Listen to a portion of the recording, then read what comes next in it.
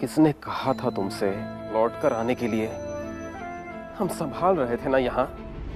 किशन बेटा, तुम्हारे हालात और यहाँ के हालात पता चलने के बाद हम लोग कैसे रुक सकते थे?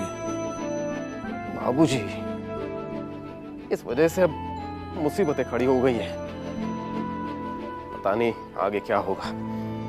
होशियार! खबरदार! महाराज पधार रहे हैं।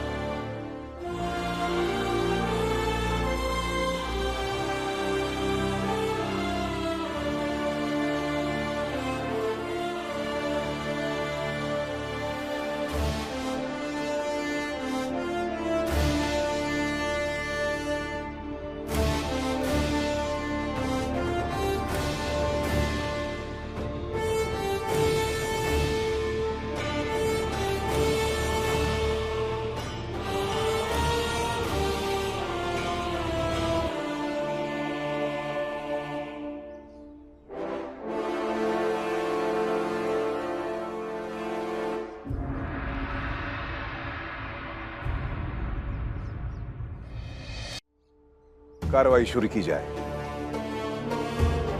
अब सभी लोग महाराज के सामने अपना अपना पक्ष रखेंगे। तोमर साहब, पहले आप कानून का यानी अपना पक्ष रखे। जी महाराज, वाजपेयी साहब के पुत्र अटल, इन्होंने माहौल को खराब कर रखा है।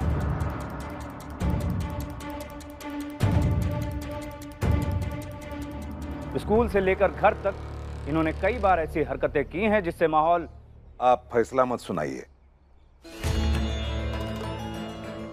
अटल को किस आरोप में जेल भेजा जा रहा था वो बताइए। जी जी महाराज, मैं शुरुआत से बताता हूं।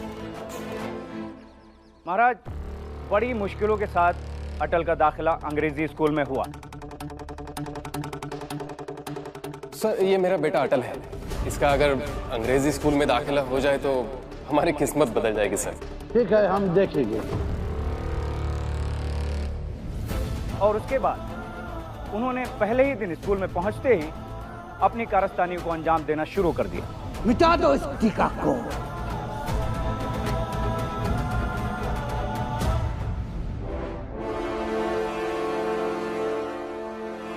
महाराज, बदतमीजी की उन्होंने प्रिंसिपल के साथ।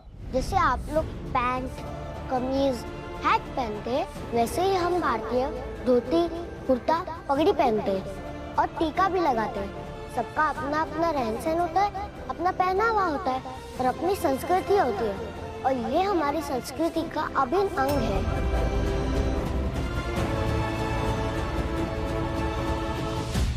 उसके बाद वहां स्कूल के कानूनों को मानने से इनकार किया।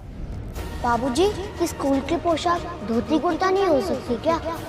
जब ये देश हमारा है तो हमारे देश की संस्कृति से जुड़ी हुई धोती हम लोग स्कूल में आकर क्यों नहीं पहन सकते?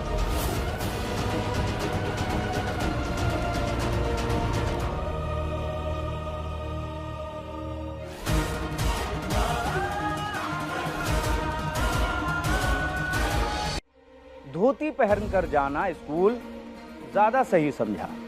महाराज, उसके बाद अटल ने मोहल्ले में और घर में भगत सिंह को श्रद्धांजलि दी। आज भगत सिंह जी को फांसी दे दी गई है तो हम उन्हें बिना श्रद्धांजलि दिए ऐसे ही जाने दें? मैंने कई बार वाजपेयी साहब को समझाया कि बच्चा है, समझाइए, पर वो अटल को बहादुर बनाने पे तुले हुए थे। जाकर नए नए कानून बनाइए, पर्चियां लेकर आइए, आदेश बनाकर लेकर आइए और थोपिए हम पर, लेकिन ना हम झुकेंगे ना कभी टूटेंगे, चाहे जो हो जाए।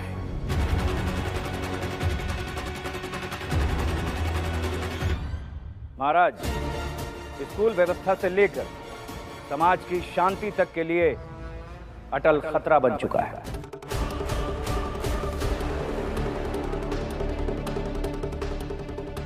अब इसे सजा न दी जाए तो और क्या किया जाए?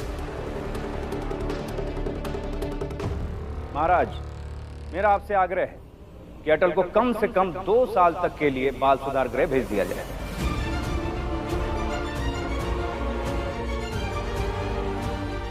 ताकि ये समाज में और स्कूल में रहने के तौर तरीके सीख सके।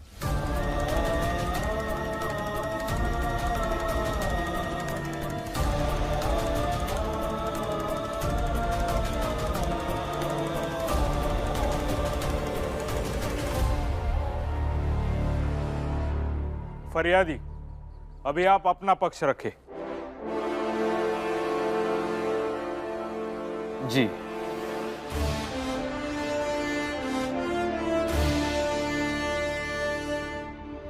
तुम बोलो अटल, तुम्हें सजा क्यों ना दी जाए? महाराज लेकिन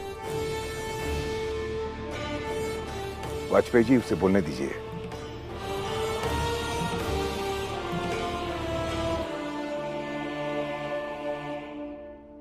महाराज जी, क्या मैं आपसे एक प्रश्न पूछ सकता हूँ?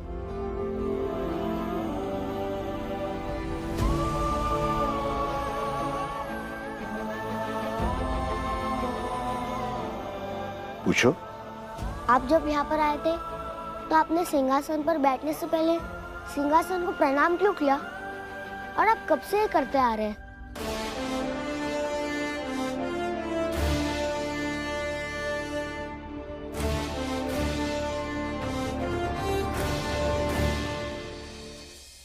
अच्छा प्रश्न है।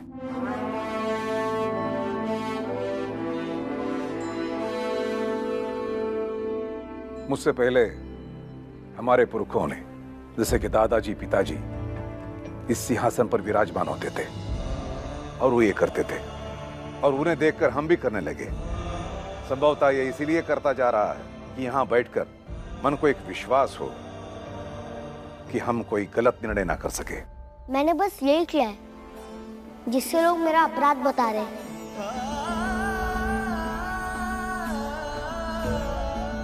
मैं संस्कृति की सुरक्षा की बात करता रहा और ये लोग उसे अपना विरोध समझते रहे।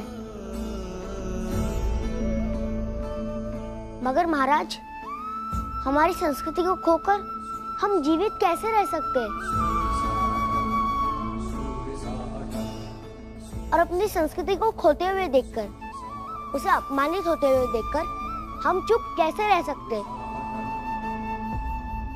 और अगर इसके लिए मुझे सजा देनी है तो अवश्य सजा दे दीजिए।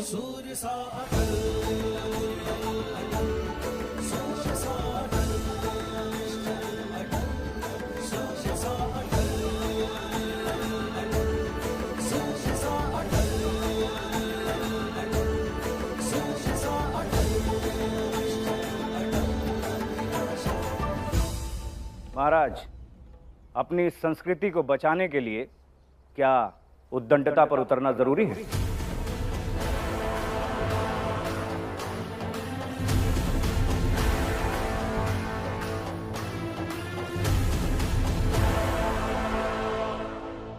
ये सब क्या है? इतने गंदे और पुराने फूल किसने रखे इस गुलदस्ते में?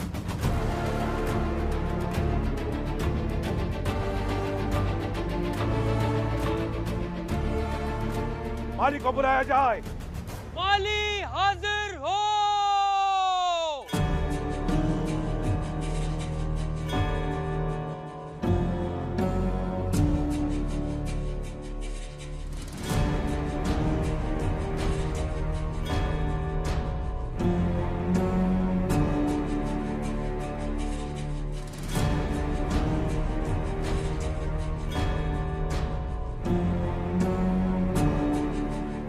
आपने बुलाया, आदेश कीजिए। आप आदेश ही मांगते रहेंगे या अपना कर्तव्य का पालन भी करेंगे? या ताजे और खुशबूदार फूल लगाने की जिम्मेदारी किसकी है? आपकी है ना? हाँ महाराज, और मैंने अपनी जिम्मेदारी बहुत अच्छी तरह से निभाई है। निभाई है? तो फिर यहाँ गंदे और बासी फूल किसने लगाए?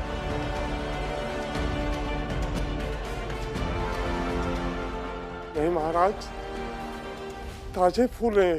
धक्के मारकर इसे घसीटते हुए यहाँ से निकाल दो। मुझे और भी मामलों पर फैसला करना है। नहीं महाराज, ऐसा मत कीजिए।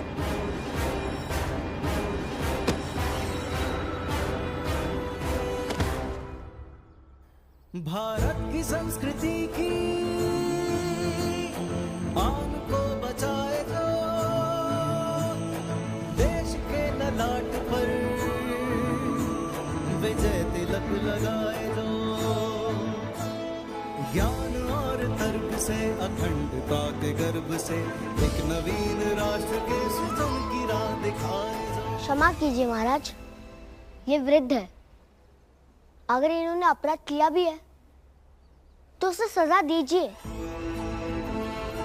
लेकिन ऐसे सबके सामने अपमानित करना ये ठीक बात नहीं है।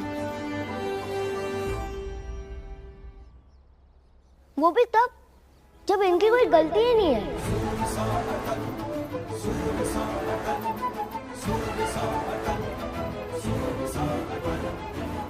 अटल, तुम महाराज के सामने खड़े हो, तमीज से बात करो।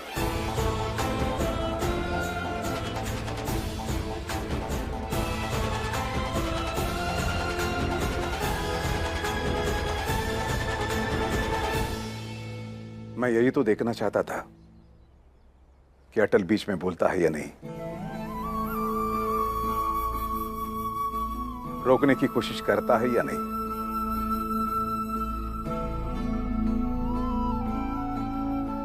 एक बूढ़े आदमी के साथ दुर्व्यवहार करना सभ्यता और संस्कृति के खिलाफ है।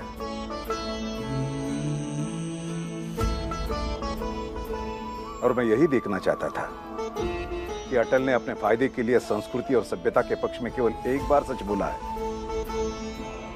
या उसके दिल में हमारे संस्कृति की जड़ें आज भी मौजूद है।